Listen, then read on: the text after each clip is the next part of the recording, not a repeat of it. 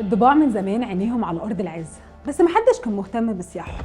سياحكم طرب والله، لحد في وقت الدولة العثمانية كان فيه ضبع سوسة من يهود أوروبا اسمه هرتزل، لم كل اليهود وقال لهم احنا لازم نعمل وطن واحد ويلا نبدأ حركتنا الصهيونية. ناس وافقت جدا وناس بصت له بقرف وقالت له انت كده بتحرم اليهود من انهم يعيشوا في اي مكان في العالم. اما عامل نفسه مش سامع وقام رايح لليهود الأغنياء وقال لهم انه حلمه يعمل وطن لليهود بدل بقى ما هم مهزئين في كل مكان في العالم.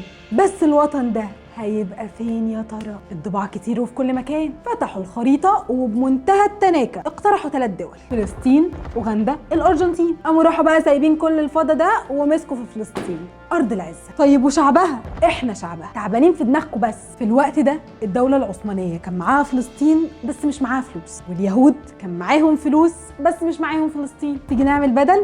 لا. ليه؟ ده هرتزل واخد هدية للسلطان معموله له مخصوص مكلفاه $300. طرف ومكلف والله. تمام؟ لا برضه. طيب نسد لكم ديونكم وناخد فلسطين؟ لا.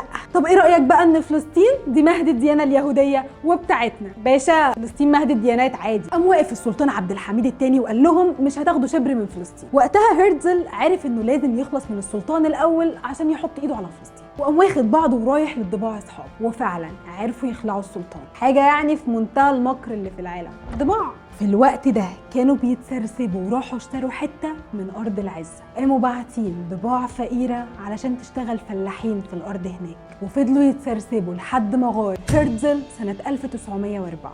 ومن ساعتها الضباع بتتسرسب لارض العزه.